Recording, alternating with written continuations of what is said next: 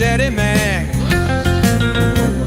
Dan's 30 years got our way, trading life and markets every day. Rusty's chained to the mines, digging deep day by day. But when Option Omega releases new features, he's free to come out and play option. Omega, you're trading home, where every move makes you feel less alone.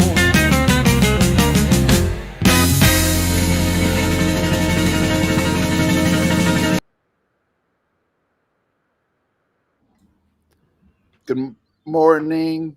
Happy Friday. So much to talk about. Oh my goodness. The hills are alive with volatility. Cheers. Cheers to VIX. Yeah, cheers to VIX. Listen, guys, so much to talk about. OKC continues to be Darth Vader. That's right. Not just beats people by 20 by halftime, 30 by halftime. Go Pacers. Go Pacers. That's right.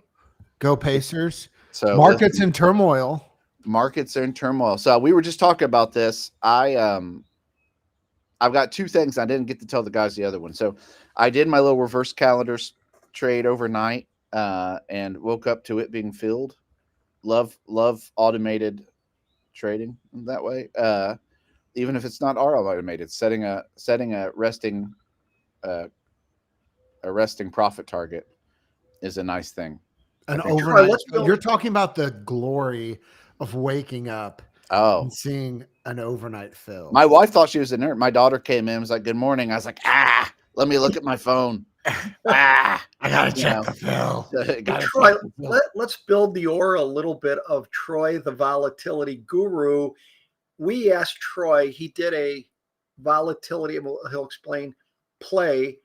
And I said, so you did it after you knew the news? He goes, no, I did it before the news. And I said, what made you make a decision? Was it I had a feeling, or what did you say? What words did you use? Every once in a while you get a tingly Spidey sense. Tingle. I like the tingles. Yeah. Here's the thing I've realized as I get older. And I am not a vol genius because I have lost so much money doing this very same thing. So I don't want to even pretend to be that. But I will say this real quick. One of the nice things about options is you really can learn to structure trades that have a low cost to carry. That's right. With an asymmetric payout, right? With asymmetric payout. So when you can find those type of trades, you can throw them on a lot of times and be wrong and lose $50 and be like, awesome, cool. Yeah. Like it just that to me is the thing. I've always had Spidey senses, but I've also been dumb a lot in life and be like, oh, my Spidey sense says we're going to crash. I'll just buy $3,000 worth of puts expiring tomorrow. Well, that's not great, So you learning to do it in an intelligent way is a different thing, and I'm still learning. But I was very happy to wake up. Well, Troy, and I don't know if you were going to share that, but one thing I want to point out to people is that that's the beautiful thing with options, especially if you're doing that. If you can do it, a lot of people think the only way you take advantage of something like this is, or when the market's down or vol goes up, is you have to take a particular direction. But, when we were market makers or traders in the pit, no one knew which way the market would. I mean, you could get a feel, right? And Troy calls it, what do you call it? Spidey. What'd you call it? A little bit of Spidey sense. The tingle. The tingle. Sense. I like the tingle, the Spidey. Yeah. But the thing is, people forget these, and I think what Troy's talking about, these are trades where, you think you can, in a way, have your cake and eat it too. Now, there's a big affidavit in there. But if the market goes down, you're fine. If the market goes up, you're relatively fine. And people say, how the heck do you put a position like that on? And you can do that with options. Now, there is on those type of long gamut trade, like a ratio backspread or some kind of reverse calendar or reverse diagonal, you can set those up. But yes, you got to where the experience comes in is picking the right spot on the volatility, because if things don't move and the volatility goes down, these are usually can be negative theta positions sometimes, but volatility could go against you. But to me, it's wonderful to have a trade on where it could move either direction and you're okay.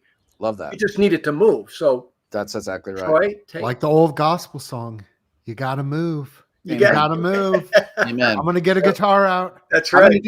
Listen, this isn't Troy hour, but I was happily surprised this morning. So I'm going to show one more thing, because in the first time ever, I'm going to ask live trading advice in front of everybody of my mentor, Dan, and my good friend, Matt. You're going to ask live, not trading, not advice. No. Listen, that's right. Financial advice, life advice for entertainment purposes. Life advice. So I have this. Can I tell you real quick, Trey? The first thing I'm going to tell you is that Matt and I are mad that when you got this tingle last night, you didn't share the tingle with us so that we could have gone in and done the trade with you. You could have called me on the back. So that's the great life advice. Listen, you guys don't want me to call every time I've got a tingle, because you'll be up 8 hours. Lots of different reasons, but you'll have 6,000 reverse calendars on at all time. So anyway, but I'll tell you one more I had, and I'm interested to see your guys' take on this. So, can you see my screen? Yes, sir. Yes. Okay. So I have this butterfly in gold that I put on 2 days ago. Okay. And I collected $180 credit for this. Okay. Almost 100% of the credit was in, when was yesterday, because we were down like 20 points in gold. Well, this morning, because of all the news, a resurgent. So as you can see, gold, I think, expires like 2:30 Eastern. It's a different expiration. So I've got a couple hours on this baby, and I'm interested to see what you guys' take is, because as you can see, we have the ability to make a good chunk of change as we get through it, as we go into expiration. But I know what to do with these in SPX, and I know what to do with these in XSP and all these. Gold futures is a little different animal. And so I wanted to get your opinion on this. Hey, second day in a row we've talked about gold on the show. Love it. That is Love pretty. Now, where is so right now GLD or this gold is trading at what price? 33.52. So I have a long strike, and it's up almost 2%. Oh, you've got it on the screen. Yeah, I'm looking at Trading View. It's up almost 2%. I mean, we're threatening again to have a mega move. Yeah, I have 33.75 as the long. I have 3,400 as the shorts. I have 3 of those, and I have 2 of 3,440. So it's this expires today, Troy. Expires in a couple hours. Yeah. I mean, how much is you got a credit for it? I got 180%, and I'm over that now. So we're up past the credit received, which is what you like to see going into expiration.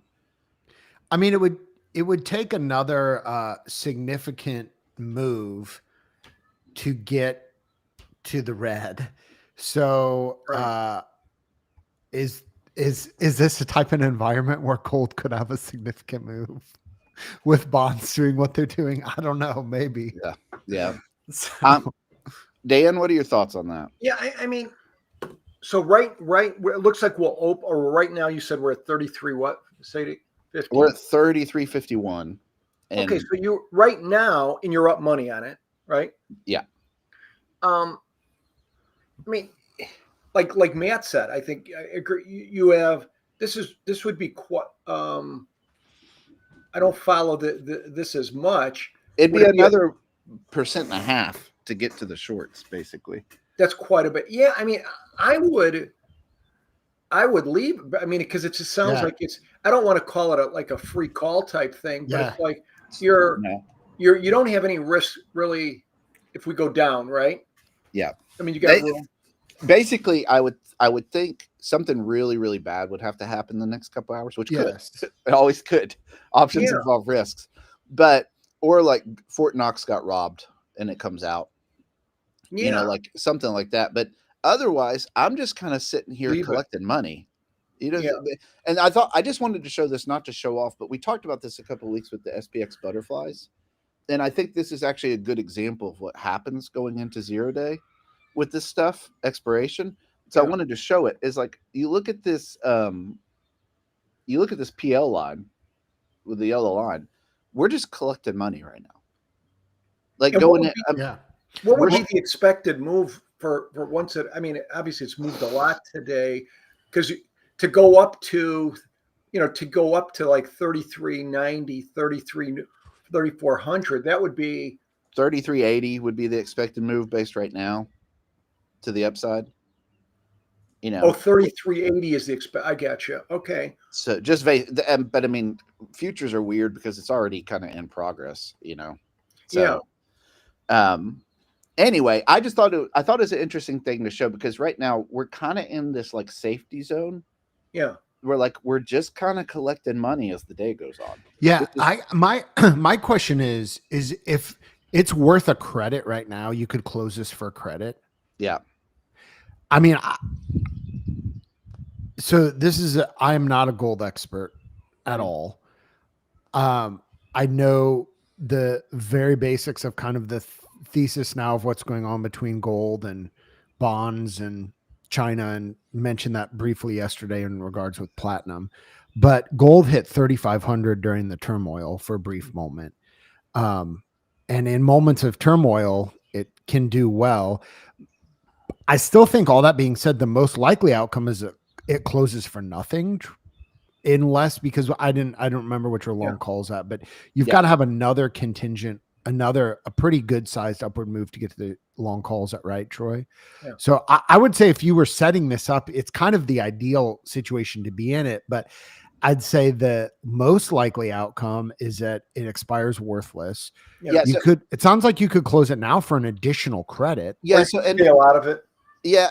And this is, I did one because to be honest, it's terrifying as a retail. Like, I don't trade gold a lot. And so Do you understand the assignment, Troy? I understand the assignment because I understand the assignment risk, but I knew enough about butterflies to do it. And again, I thought that was an interesting, when you get to this spot, it's kind of a no-lose situation, because worst thing it can go down is you receive the full credit you received. You're not losing money. Yeah. The worst thing really that could happen is we shoot up another 100 points and then my day turned from happiness to sadness. But realistically, the more probabilistic thing is we're going to sit here. I'm going to maybe collect a little bit more. Maybe I'll collect 2-3% more and I'll close it. And scale out. Yeah. If I had more than one, I'd definitely scale out. Yeah. Troy, can you give me one quick? Can we go back just for one more second and just what are I'm not as used to looking at this screen as what are the strikes you're long and you're short? I mean, what is the actual? Yeah, give me 1 second. Let me learn how to do computers. Okay, so there you go. Oh, so I am 3375.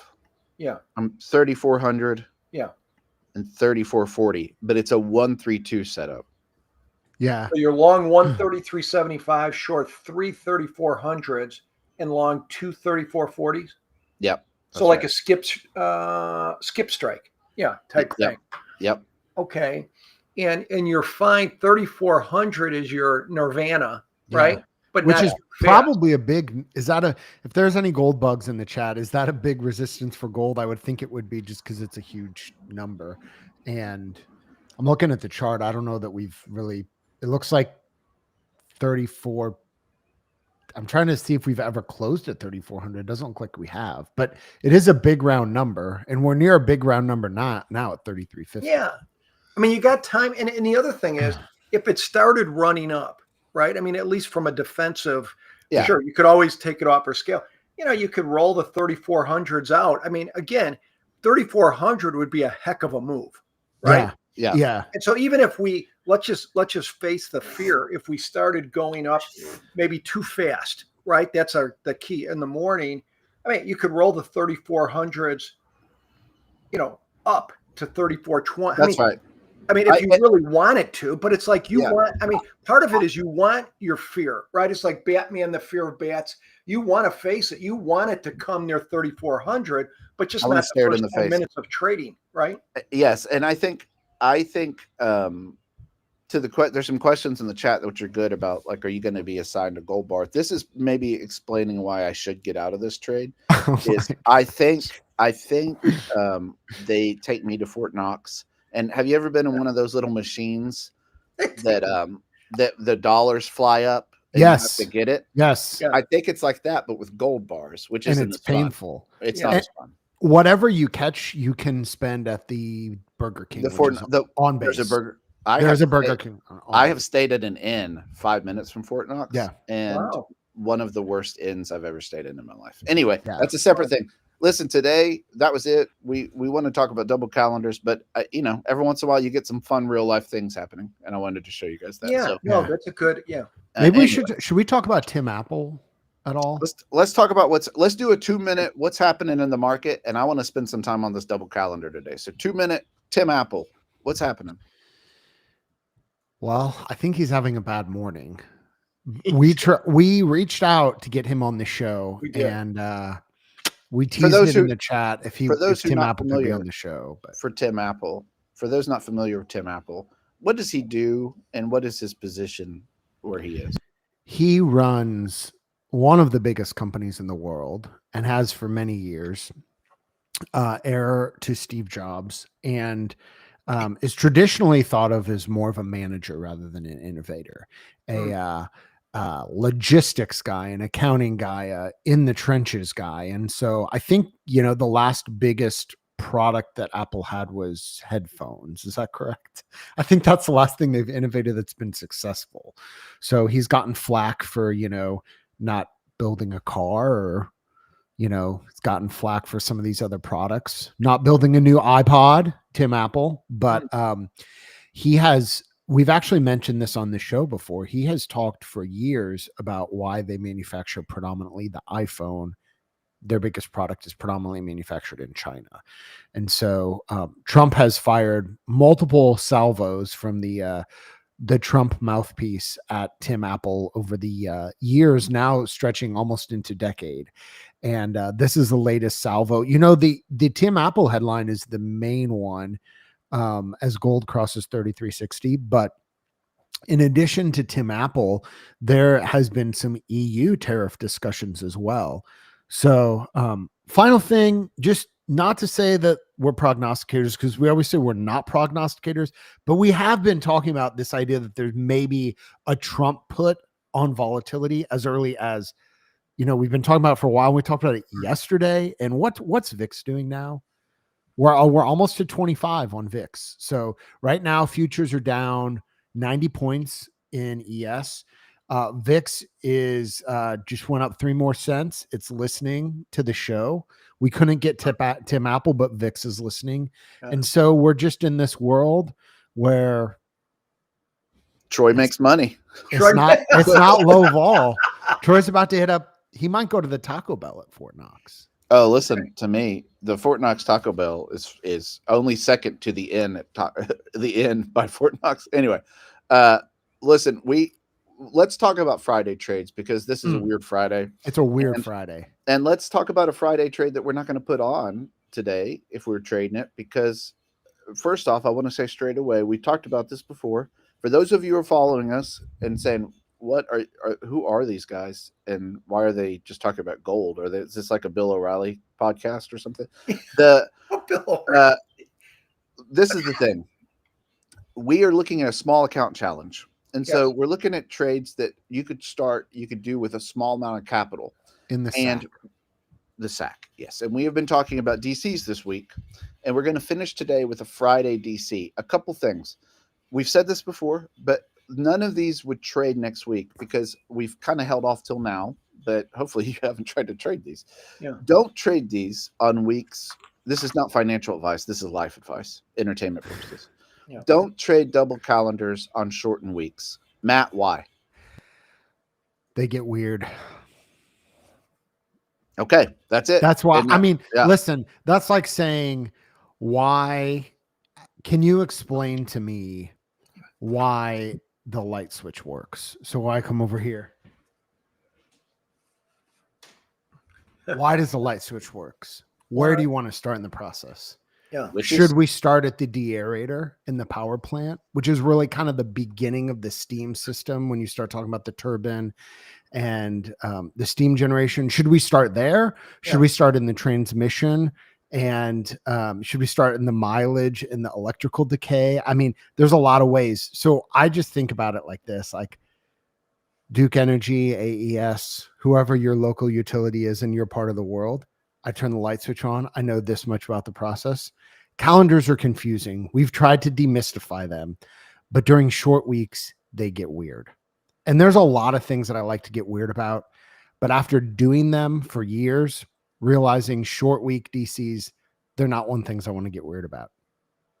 Shout out to TVA Credit Union and TVA Electricity. There it is. Hey, Matt, can you explain for people listening, when you say short week, obviously this isn't a short week this week. So if you had double, you're talking more ones that would extend into next week. Yes. So if we're talking on a Friday, would typically be a setup for a 5-7, which people have run for decades, you know. It's just going to change the setup.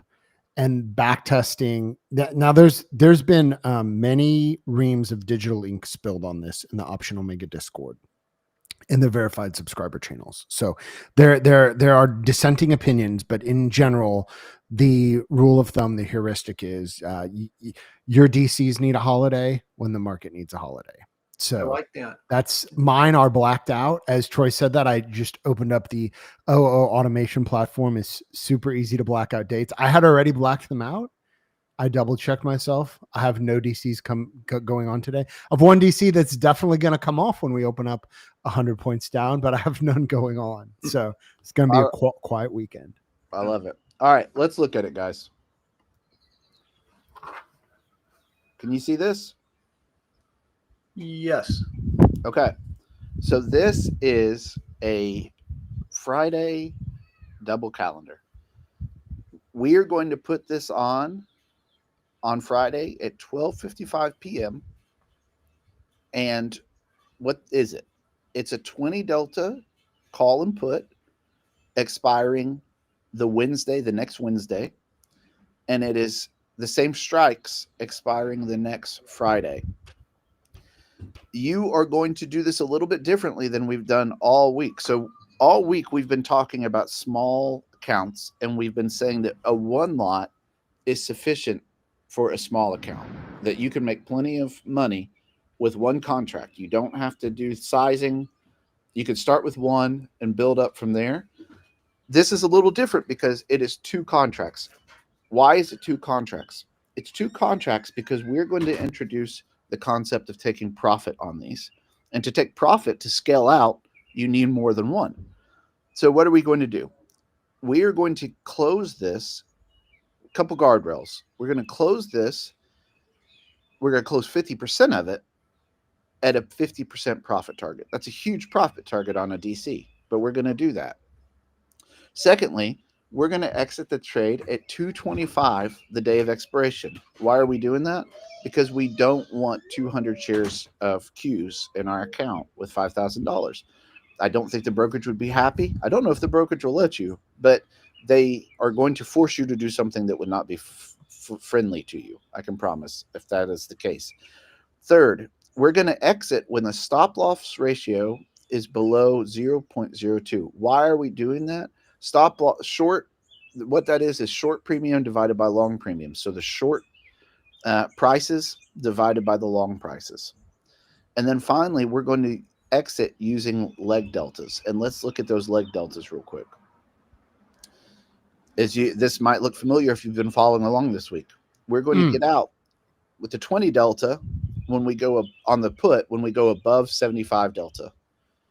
Short, the call, 20 delta when we go below 70 delta. Why are we doing that? Well, we talked about this previous week, so you can look into it. But basically, what we're doing is we don't mind if this goes in the money a little bit, but we don't want it to go crazy in the money. We don't want it to go too far past those poles, right? And so, and then finally, we have some stuff that we think makes the test much more realistic. And so we have opening fees of 50 cents on each. Now that's, I would argue, excessive, but this is the point of testing. Test with excessiveness, stringentness, and then go from there, right?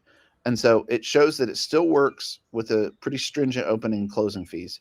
You have entry slippage of 0.02 and exit slippage of 0.03. Why do I say, real quick, going back to the opening and closing fees? Because there's a lot of brokers that you can do this with less. There's brokers that can do it with more. Again, it's up to you. When I say excessive, each brokerage is different. So finally, two things. We're going to cap the profits, and we'll talk about that in a second. And we're going to require 2 hits at the profit target. That is a secret sauce that we have in Option Omega to be able to test things in a more realistic way. And so if you've ever put a trade on in your brokerage and you see that you're up 4,000, then down 4,000, then up 200 and down 200, that's because the bid ask is spready. Well, required 2 hits at profit target means that the price had to be hit in 2 intervals of testing. And so that is that. We're going to model this out real quick, but guys, any quick thoughts about this? It's a classic. It's big round numbers. And yeah, so you can, obviously we'll put the link in, and as with all back tests, these are a starting place. Like if you're just taking these and trading them blindly, like you're just missing a huge opportunity. These are put out there for you to come up with your own back tests, your own strategies from them, and play around with all the parameters.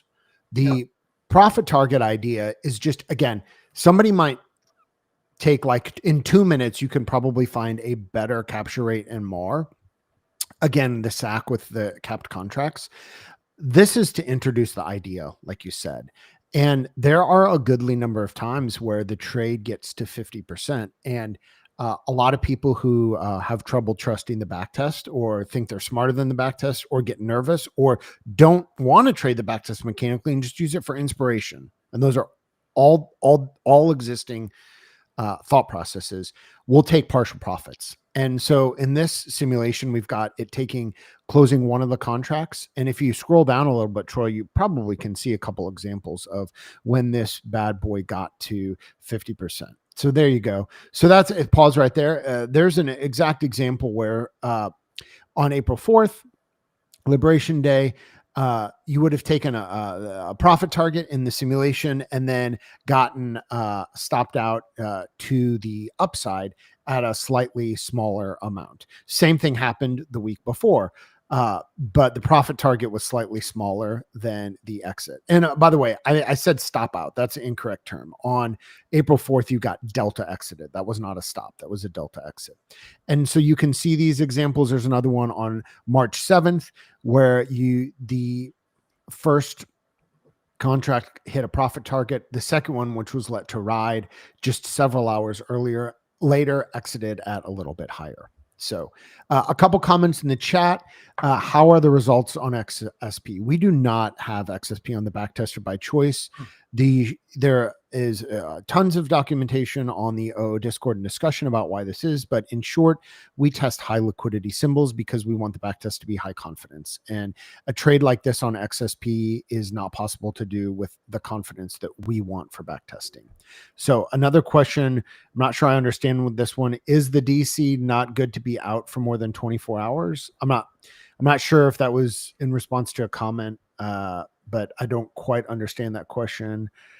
I think that's all the questions in the chat. So, hey, Matt, can I say a couple quick points? Yeah.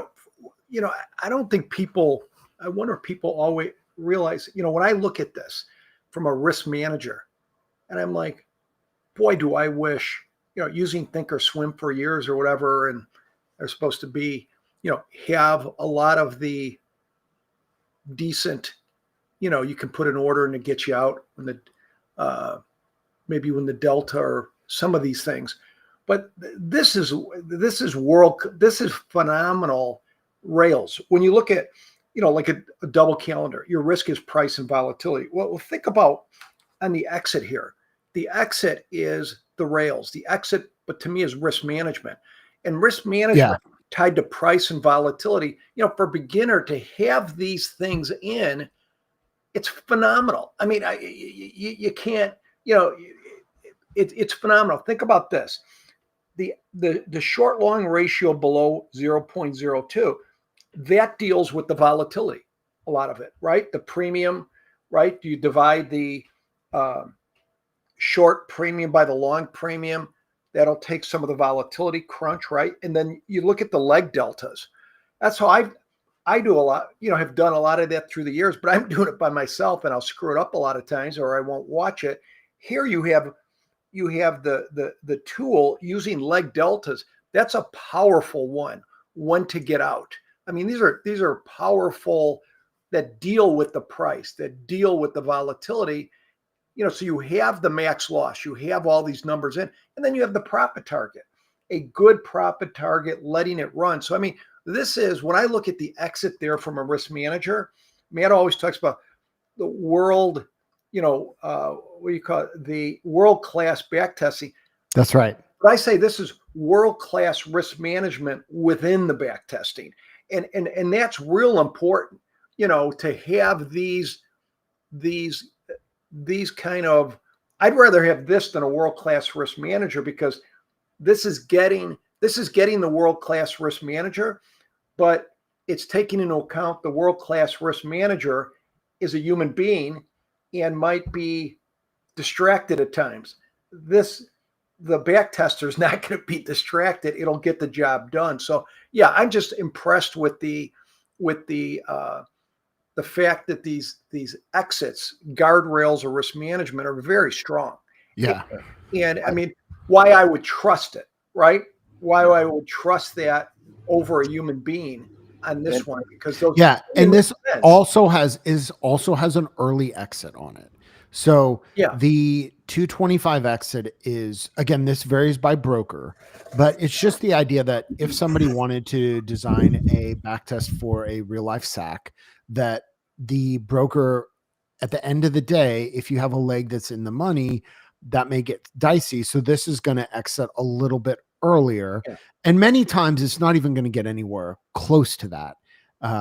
But you've almost made this, I don't want to say you've made it childproof, but you've made it to the point that you've done as good a job as you can protecting the trader from himself, right? I mean, because they can't really get into huge assignment problem because you've accounted for that, right? They can't get into huge price risk.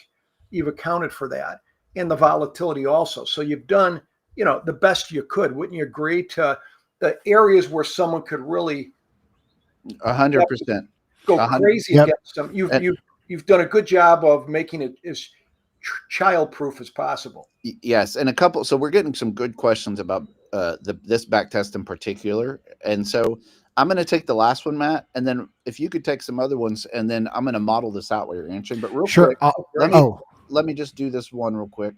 So to blacklist dates, I've got a whole video on this. I can just link and save we've got time. so many. Yeah, we've got so many videos. Just do this. Use blackout dates at the bottom.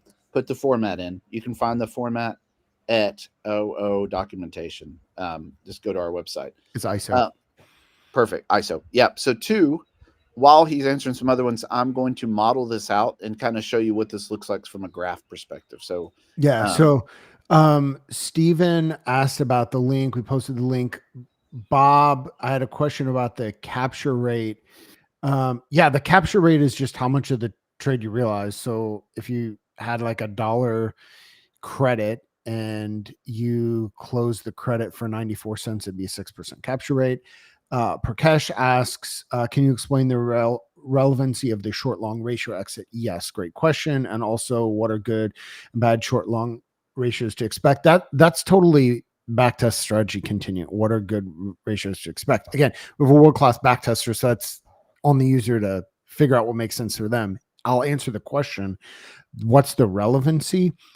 In general, in short long is going to, depending on your strategy, it's going to mean something different, right? Like if you're doing a long butterfly or a long debit spread, there's a short long ratio for that too, but it's going to mean something different than it does for this. So in general, with a calendar, the higher short long ratio is, the more value is in the shorts and the less value is in the longs. And so the idea of the exit is simply this: when a good amount of the value of the shorts is gone, that's a signal, or trigger, in this case in the back test, to exit the whole trade. And double calendars can only win in a couple ways. They can only lose in a couple ways. And one of the ways that they can lose is if the tent sags. So the tent sag is just an expression where the profit tent comes down because the longs get crushed. And so a short long exit is one of the ways that people backtest to prevent that. When the short long exit reaches a certain point, gets out, and the trade exits. So I'm gonna show this real quick, the model, and then we should probably go because of gold. Oh, market's in turmoil. Yeah, exactly. So, but let me do this real quick. Pull back 33.50, Troy. You're good. So this is option strat. Don't delayed data. I don't know. The market's not open, so this is a theoretical thing, but this is good. It'll show you. It's a model of a model, a theoretical model.